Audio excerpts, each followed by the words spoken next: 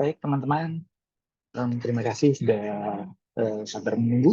Nah, em, selamat datang, selamat berjumpa kembali di sesi hari kelima dari rangkaian 5-day free class at work di tema digital marketing bersama dengan saya, Dimas Yudo Pratomo. Oke, terima kasih yang sudah hadir teman-teman di sini. Saya lihat nih masih cukup banyak. Baik. Jadi saya akan coba sedikit review ya untuk sesi 5-day free class ini terdiri dari 5 hari rangkaian pembelajaran untuk memperkenalkan digital marketing gitu. Jadi di hari pertama itu kita belajar tentang fundamental digital marketing, kemudian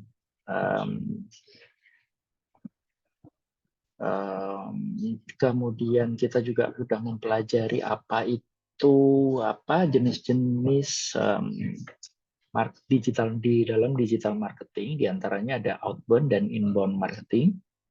Kemudian kita juga sudah mempelajari sama-sama mengenal tentang perbedaan antara organic channel dan paid channel. Jadi kalau di organik kita sudah sempat membahas tentang ada SEO, kemudian ada sosial media organik gitu ya, kemudian ada email marketing. Nah, untuk paid channelnya sendiri kita di hari keempat kemarin itu sempat membahas tentang paid search, kemudian sosial media paid. Oke. Nah, kemudian kita akan meneruskan jadi bahasan tentang paid channel. Kita akan sedikit membahas tentang ad network gitu ya. Nah, kemudian selepas dari itu kita akan punya mungkin cukup banyak waktu di hari ini untuk melakukan diskusi, untuk melakukan sesi tanya jawab begitu. Teman-teman silahkan aja untuk nanti aktif bertanya ya. Oke, baik. Perlu saya ingatkan juga, jangan lupa untuk melakukan absensi ya, jangan lupa untuk absen karena infonya jika teman-teman itu konsisten selama 5 hari berturut-turut maka ada kesempatan untuk mendapatkan sertifikat gitu ya. Oke, baik. Saya akan mulai. Jadi sedikit review dari materi yang kemarin. Kita sudah mengenal tentang paid channel. Paid channel ini intinya adalah channel yang mendatangkan traffic secara berbayar atau menggunakan iklan. Nah, kemarin kita sudah sempat membahas tentang paid search. Paid search adalah iklan dengan menggunakan Google Ads, menggunakan search engine marketing. Jadi dikembalikan dari SEO, ya, iklan kita akan ditampilkan dalam bentuk listing ya di dalam hasil halaman pencarian di Google ini. Nah, kemudian kita juga sudah membahas tentang social media paid dengan beberapa yang kita jelaskan seperti kapan seharusnya atau sebaiknya sebuah perusahaan berinvestasi ke dalam sosial media paid, kemudian kapan waktu yang tidak tepat untuk fokus di sosial media paid. Nah, seperti materi penjelasan saya sebelumnya, apa yang Anda dapatkan di sesi 5-day free class ini adalah baru berupa dasarnya saja. Jadi tentunya hanya berupa perkenalan saja karena untuk mengcover digital marketing secara sangat mendetail itu tidak akan cukup dengan 5 hari gitu. Jadi untuk topik per topik gitu ya, itu harus simultan dipelajarin. Jadi kalau katakanlah kalau misalkan saya menjelaskan SEO sendiri mungkin teori dan praktek, terutama prakteknya tidak akan cukup misalkan dalam waktu 1 hari. Demikian juga kita tidak akan otomatis menjadi jago di menjadi page spesialis. Page spesialis itu apa sih? Page spesialis itu biasanya staff digital marketing yang menspesialisasikan diri untuk bekerja dengan platform-platform iklan. Platform iklan ini apa? Misalnya Google Ads. Google Ads ini sendiri ada banyak, ada paid search, kemudian ada Google Display Network, kemudian ada macam ada Dimension, kemudian ada lagi apa ya kalau saya nggak salah ini tiba-tiba saya lupa. Kemudian ada juga misalkan beriklan di Meta. Meta itu ada Google dan ada Meta, Facebook dan Instagram. Ini juga punya kekhususan sendiri gitu ya. Bagaimana menghandle kalau kita main di Google beda dengan bagaimana kita main di Meta, Instagram berbeda, Facebook berbeda. Nah, nanti bedanya apa? Toh di sama sendiri ya. Bedanya adalah audiensnya gitu. Bedanya adalah tipe atau karakter yang dimiliki. Bedanya adalah bagaimana kita mendekati, melakukan penargetan di masing-masing platform itu. Kemudian juga ada sekarang TikTok, kemudian Twitter, LinkedIn, macam-macam. Kurang lebih seperti itu. Nah, salah satu dari pekerjaan seorang digital marketing jika Anda ingin tahu ya salah satunya juga ada yang dinamakan memanage ad networks. Nah, ad networks ini apa sih? Oke, kita akan lihat ya. Nah, jadi ad networks ini memungkinkan kita sebenarnya untuk menjalankan iklan di setiap situs web atau di aplikasi mobile. Jadi contohnya kalau misalkan kita lihat sekarang ada screenshot di sebelah kanan ini.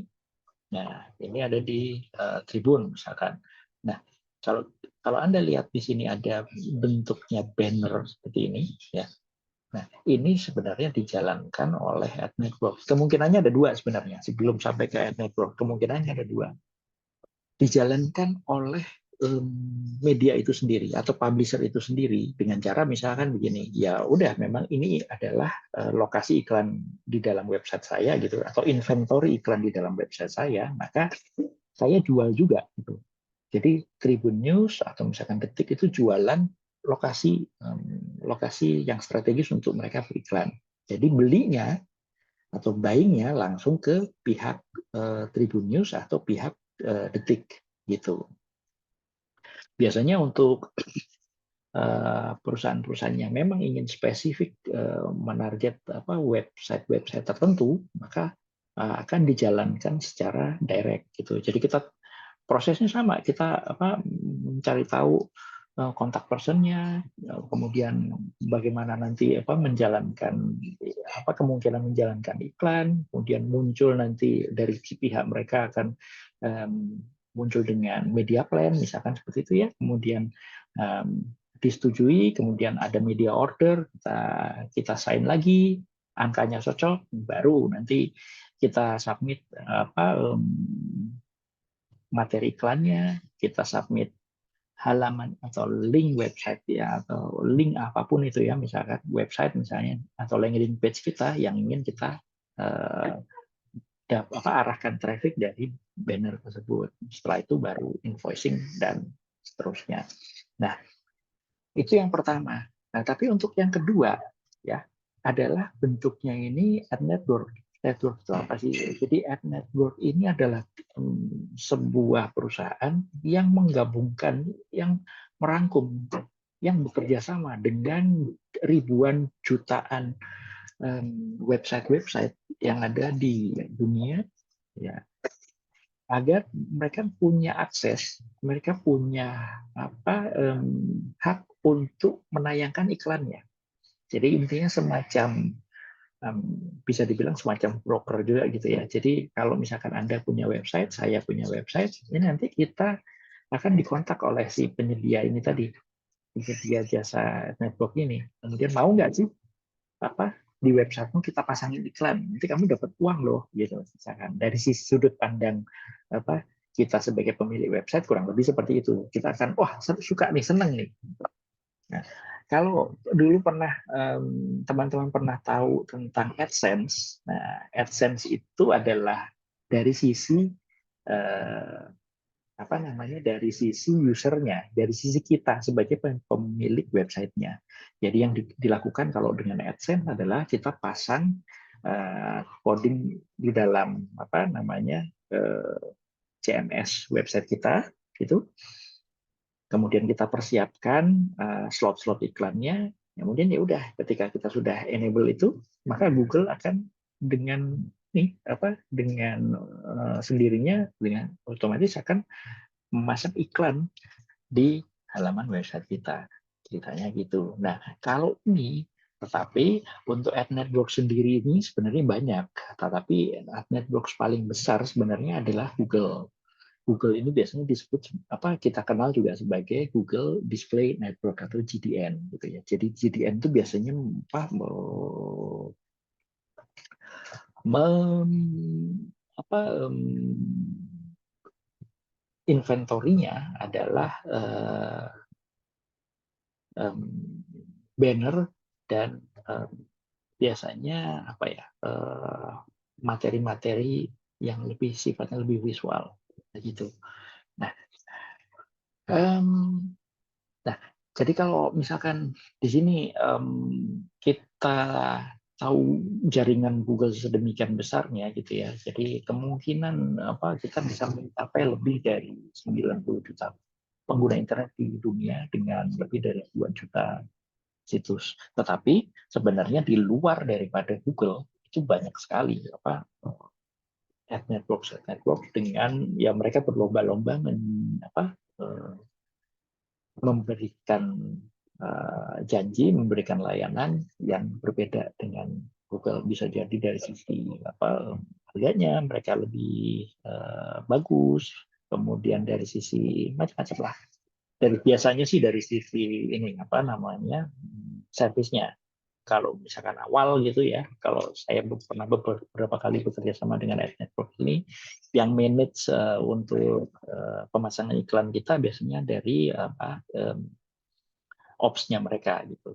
Lain kalau misalkan dengan Google gitu ya, ad networks-nya itu dijalankan secara mandiri oleh pemasangnya. Jadi kalau kita memang harus belajar lagi caranya masang iklan di Google, caranya melakukan tracking dan lain-lain. Gitu. Sebagai gambaran awalnya kurang lebih seperti itu. Nah, kemudian seperti apa sebenarnya perusahaan, sebaiknya perusahaan yang berinvestasi ke dalam ad network ini? Ingat, pertama, sebagian besar iklan kita akan ditampilkan dalam bentuk visual, ya. Jadi entah itu apa, banner, entah itu video, entah itu kalau misalkan pun ada teks gabungan dengan teks, misalkan bentuknya biasanya adalah semacam native ads gitu kurang lebih. Nah, karena bentuknya yang muncul di dalam website-website seperti itu, maka perusahaan yang memiliki audiens yang tersebar, perusahaan yang sudah menggunakan online marketing channel lainnya, dan perusahaan yang berusaha meningkatkan brand awareness, ini terutama brand awareness ya, dan bukan untuk menghasilkan conversion sales. Ini lebih cocok untuk menggunakan ini. Tetapi ingat, biasanya ad network ini digunakan setelah yang lainnya sudah settle gitu. Yang lain settle ini apa misalnya? Kita main di, kalau untuk dalam terminologi apa, dalam konteksnya paid ya, kita kalau sudah main di SEM, jadi sudah search page-nya sudah jalan, kemudian sudah bagus, kemudian kita sudah merambah juga ke sosial media. Nah, baru nih kalau dua ini dirasa kurang, maka selanjutnya kita akan menggunakan yang ini. Kenapa demikian? Karena biasanya untuk paid search sendiri, biasanya kalau sudah ada di dalam platformnya Google, kita sudah dengan SEM, kemudian dengan JDN itu sudah biayanya juga sudah cukup terserap luar biasa sih sebenarnya. Nah, tinggal kita ngelihat nih, kalau di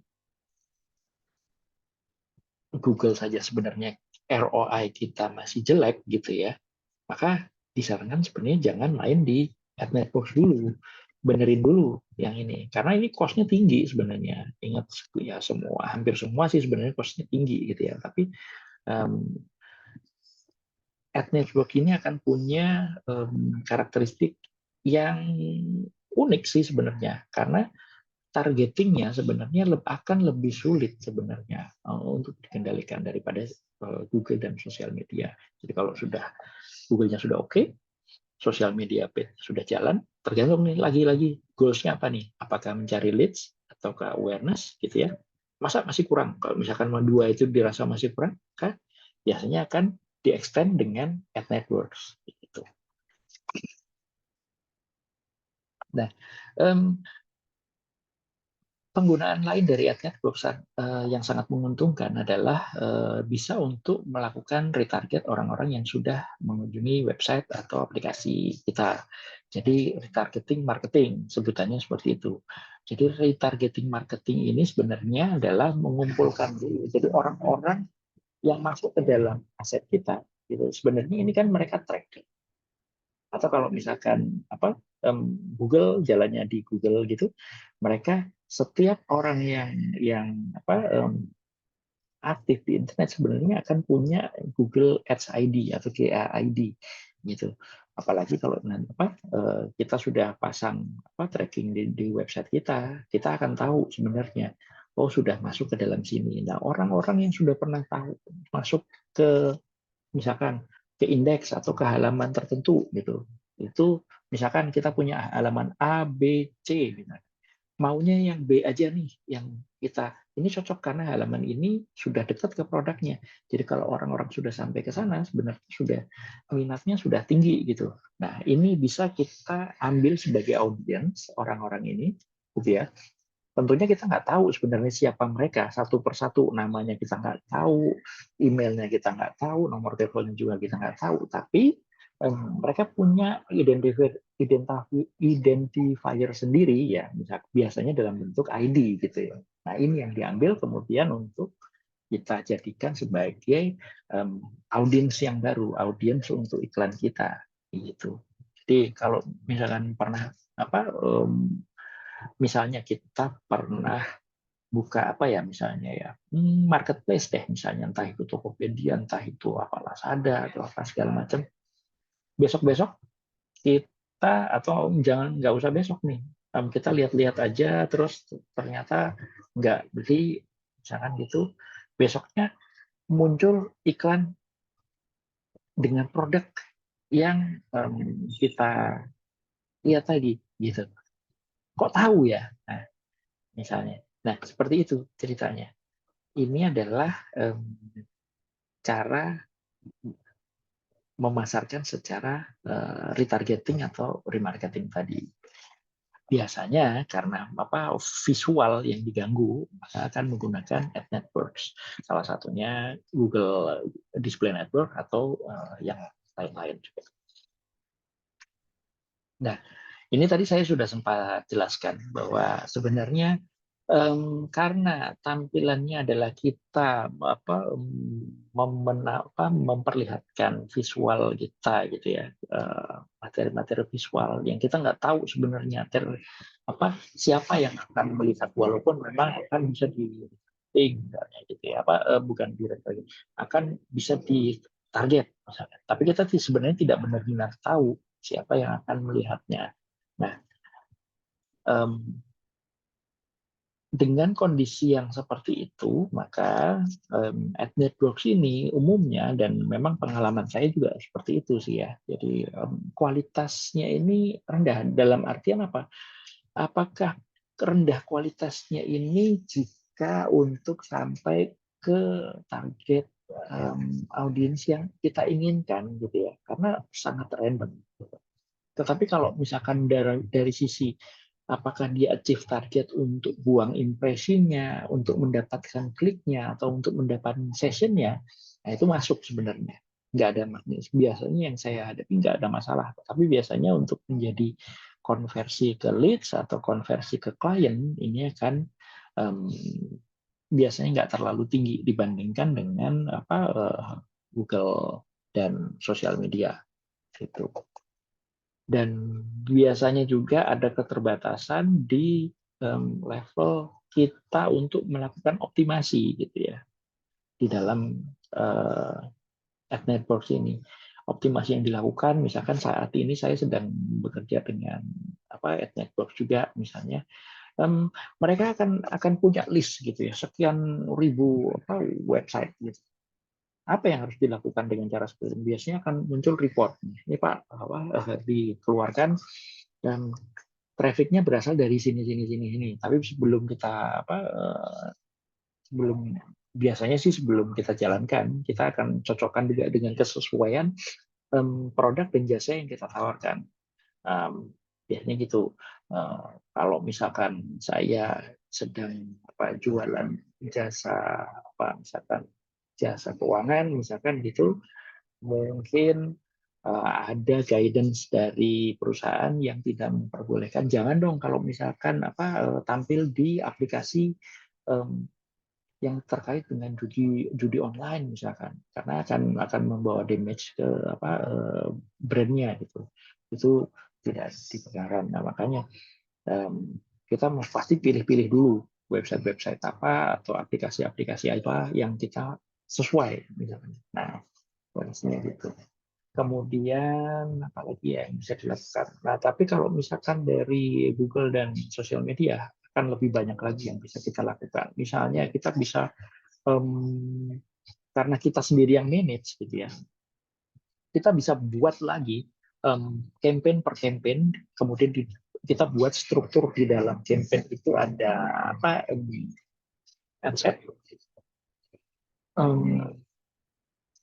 grup dulu, kemudian baru adset. Nah, biasanya kita akan pecah-pecah nih. Ini untuk yang perempuan usia sekian sekian sekian, ini untuk perempuan usia sekian sekian, ini untuk laki usia sekian, ini untuk sekian. Nah, kemudian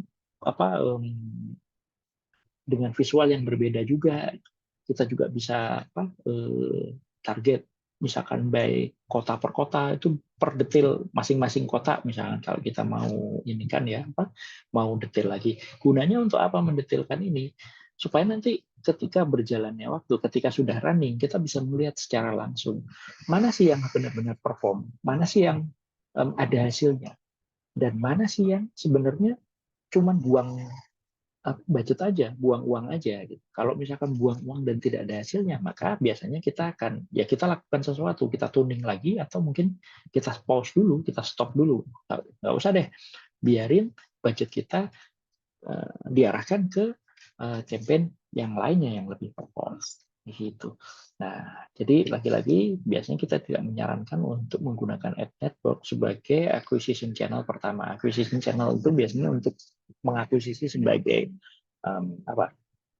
leads kah gitu ya, atau klien gitu. Biasanya di terms-nya yang di konteks yang itu ya. Nah,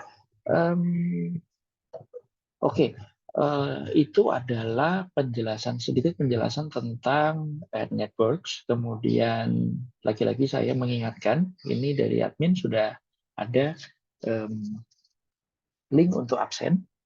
Silahkan diisi dulu absennya. Nah, saya akan coba melihatkan kalau misalkan apakah kita cukup beruntung untuk melihat dengan saat ini ada iklan apa ya di misalnya.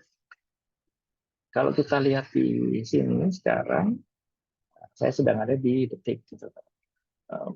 Oh, nampaknya ini biasanya inventory seperti ini kalau tidak ada penandanya itu dijalankan sendiri oleh Detik. Detik juga untuk UKM juga ada produknya, mereka punya AdSmart itu mulai dari budget yang relatif kecil sekali juga sudah bisa pasang di ketik. Nah, kalau kita lihat di sini, ini ada, tunggu, oke. Nah, oops, flash talking. Nah, ini ada tandanya.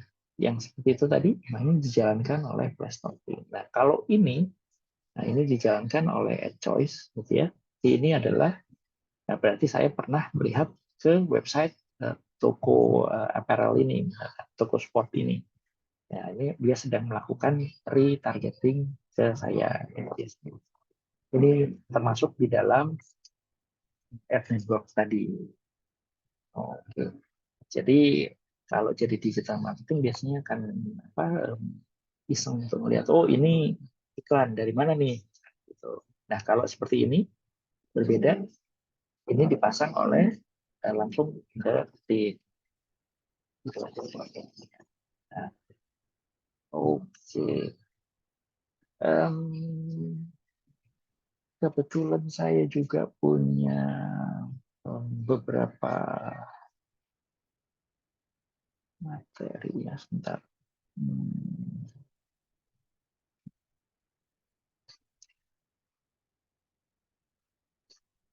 Oke.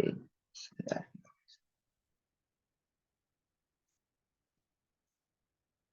Beberapa contoh yang saya akan coba perlihatkan. Ini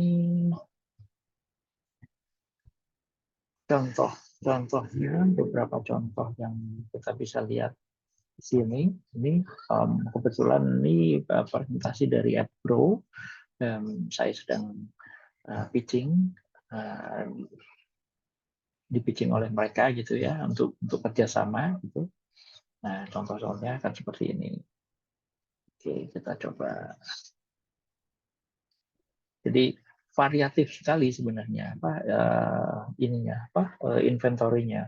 Biasanya jadi bisa ada yang di apa mobile, ada yang di website. Nah, untuk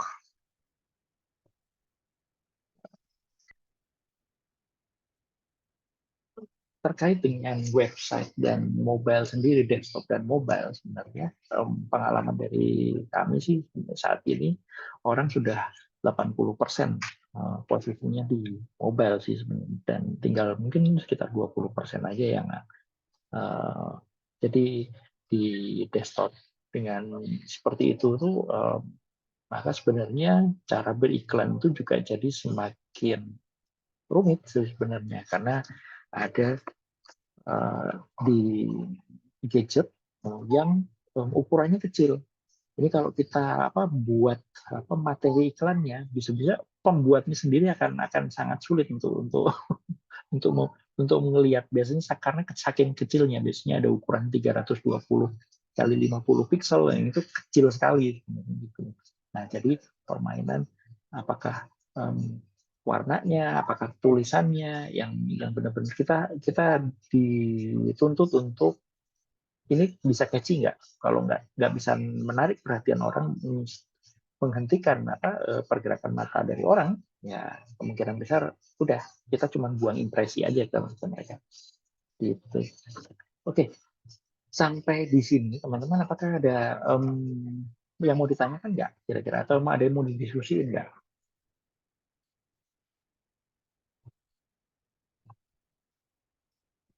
Boleh diketik kalau misalkan ada yang mau didiskusikan. Oke, nggak ada?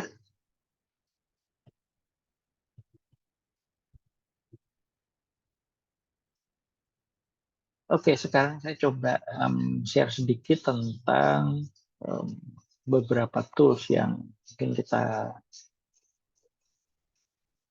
biasanya gunakan ya. Kalau kemarin saya sudah sempat memperlihatkan tentang apa.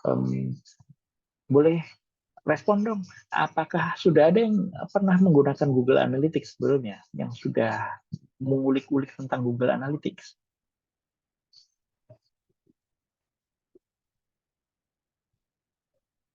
Teman-teman, suara saya terdengar?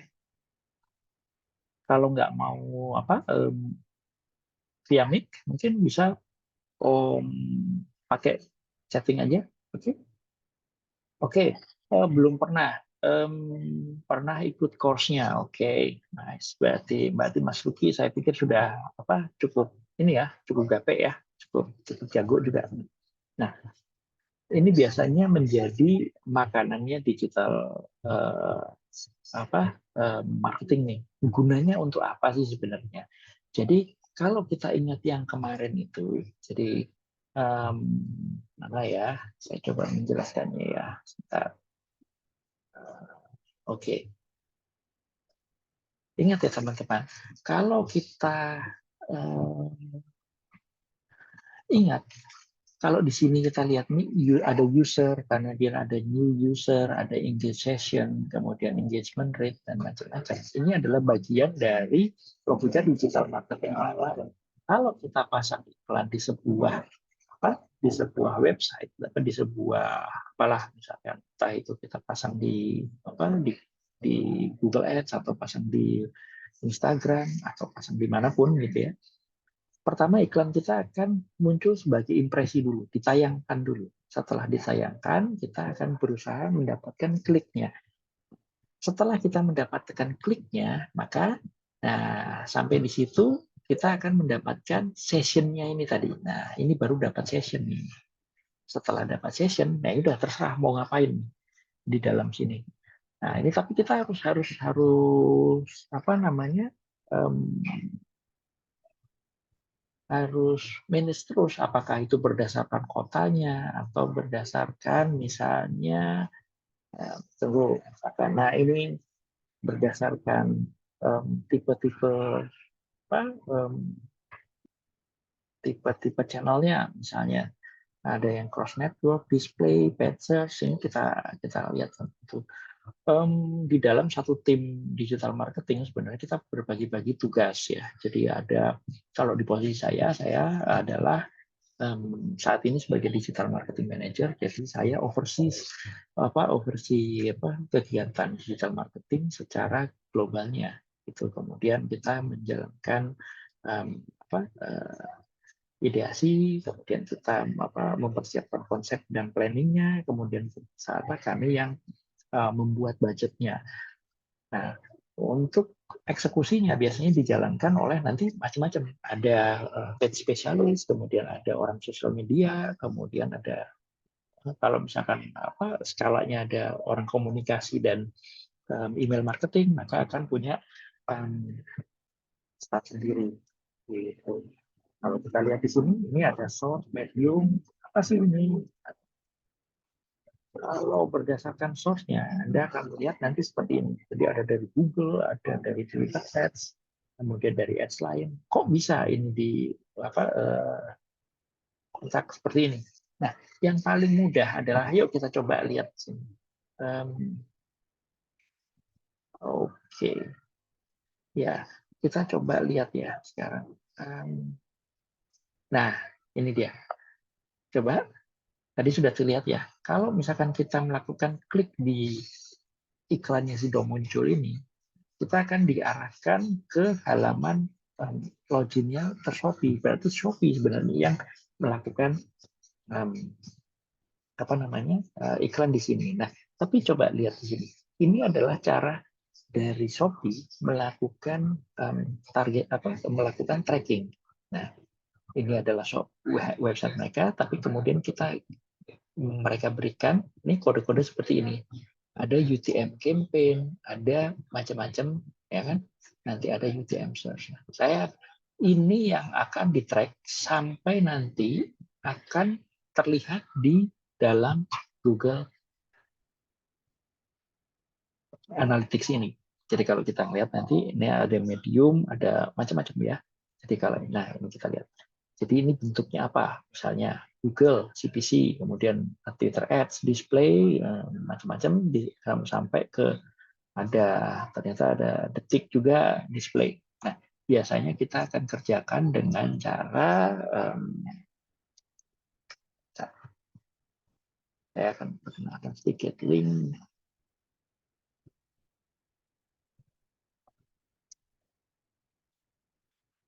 Link builder, campaign URL builder. Nah, ini adalah dasarnya. Oke, misalnya ini adalah website ya saya. Kemudian kita pasang nih apa nih misalnya nih. Ini yang tadi. Nah, ada campaign source-nya apa, ini campaign source, jadi ini yang akan memberitahukan nanti source-nya berasal dari mana. Kemudian medium ini akan memberitahu medianya apa sih, medianya display, medianya display, medianya CPC, CPM, dan semacam. Kemudian ada juga nanti nama campaign-nya. Kalau kita running dengan misalkan seperti saya sekarang, bisa jadi saya sendiri lupa ya, berapa banyak campaign yang sedang berjalan saat ini. Ada campaign branding yang khusus untuk branding. Branding pun itu ada beberapa campaign yang sedang berjalan. Ada lagi campaign untuk lead generation gitu ya. Itu juga punya banyak macam-macam campaign. Ini kalau semuanya tidak ada namanya, kita akan bingung nanti untuk melakukan pengecekan sebenarnya mana campaign yang paling berhasil, mana yang enggak. Ini jadi seperti itu. Kemudian ada term, kemudian apa sih kalau kita memasukkan dalam seperti ini, nantinya akan muncul sebagai gini lah. Ini dia. Oke. Nah, ketika saya copy gitu ya, dia akan muncul nanti bentuknya seperti ini. Nah, ini dia. Salah satu cara untuk melakukan tracking menggunakan metode UTM. UTM itu ini nih, ini singkatan dari Urchin Tracking Method gitu sebenarnya. Ini yang udah cukup lama itu gunakan. Jadi kampanye apa? Ya biasanya memang ada juga yang disamarkan, jadi kita akan kesulitan untuk bacanya. Nah, itu. Jadi dari sini nanti akan kelihatan di, misalkan saya ini aja deh, misalkan saya klik, coba jalan. Oke, nanti akan kelihatan di data pengguna dari usernya. Coba ya, udah kedetek nggak saya di sini? Sini apa ada real time-nya, kemudian mau nggak kedetek berarti saya sedang tidak terlihat.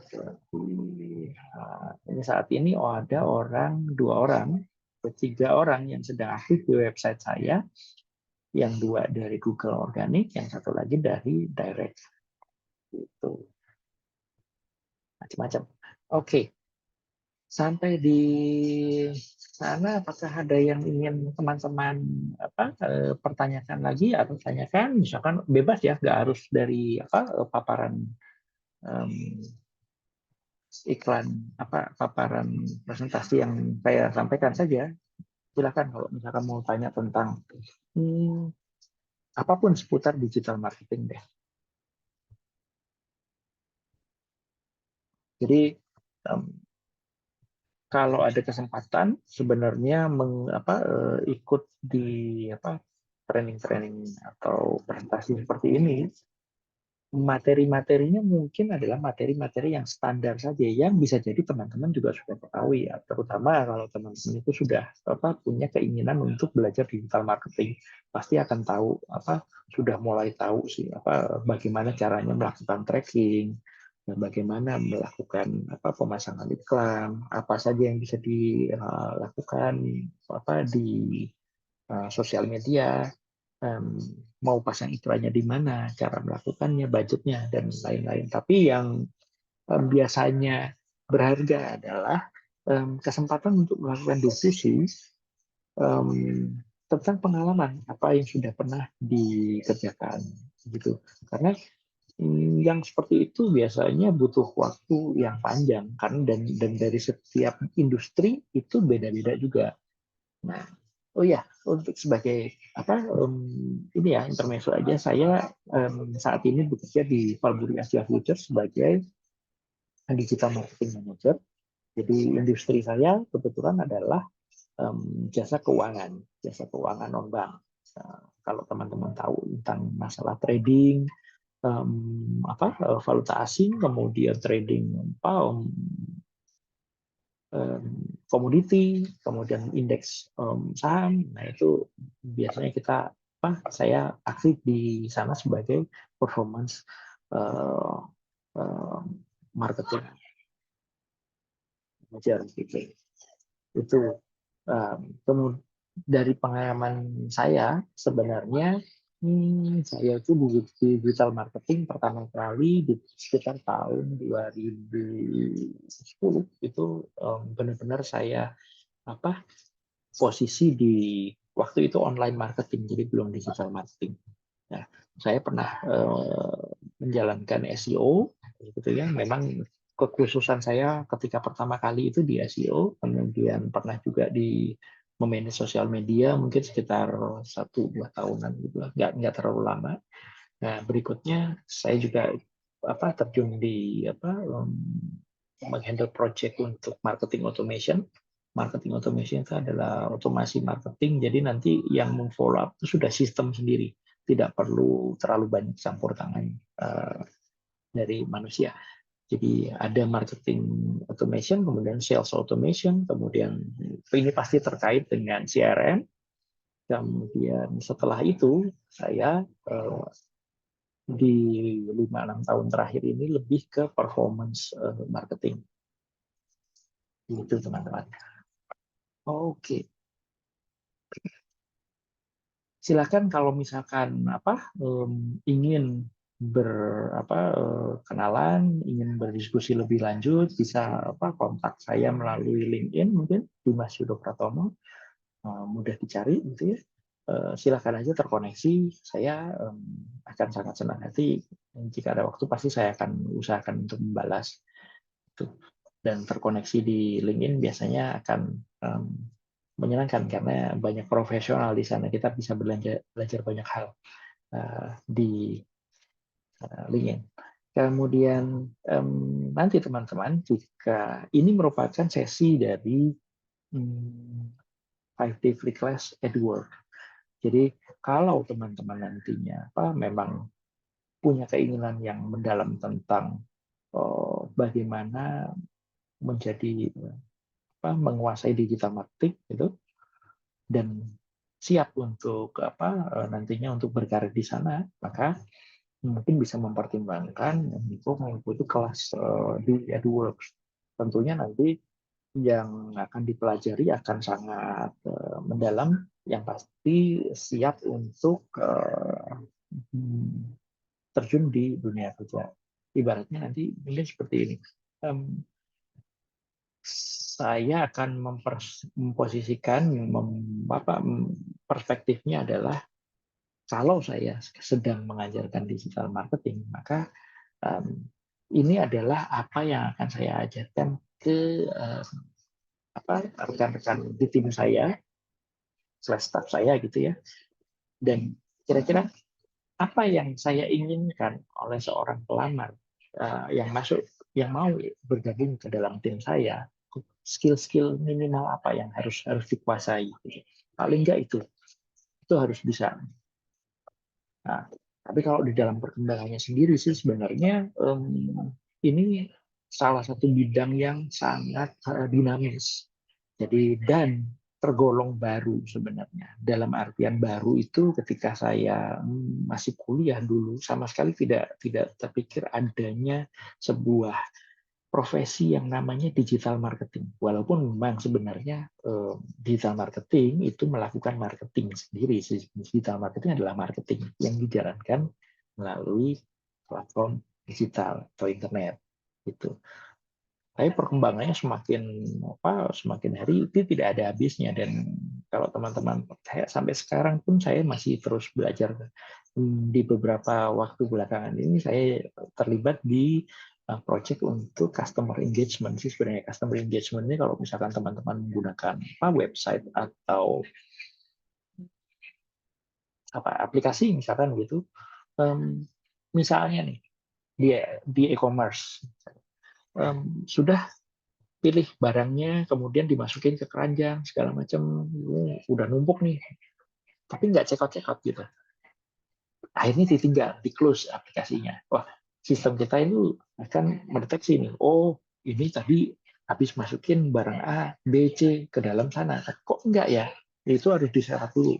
Kemudian kita mau mengengage-nya dengan apa? Misalkan, kok kamu apa, nggak lanjut nih? Ada kesulitan apa? Gampang kok pembayaran bisa menggunakan ini. Atau mungkin teman-teman misalnya pernah nggak ngalamin kalau zaman sekarang ini bahasanya mungkin keren-keren yang agak-agak casual-casual gitu ya. Sudah nggak buka apps-nya lama, misalkan seminggu, misalkan nanti dicariin, ada push notif keluar, Dimas, kami kangen loh sama kamu. Ada yang nunggu nih di aplikasi A, misalkan kayak gitu. Nah, secara personal seperti itu. Ini gunanya adalah untuk menaikkan nanti macam-macam, menaikkan konversi dan menaikkan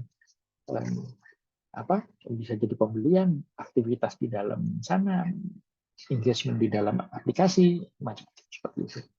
Oke, teman-teman, jika cocok nanti silahkan dipertimbangkan, bisa jadi nanti di AdWords kalau pasti akan ada macam-macam kurikulum, kemudian pasti ada tugas-tugas gitu ya.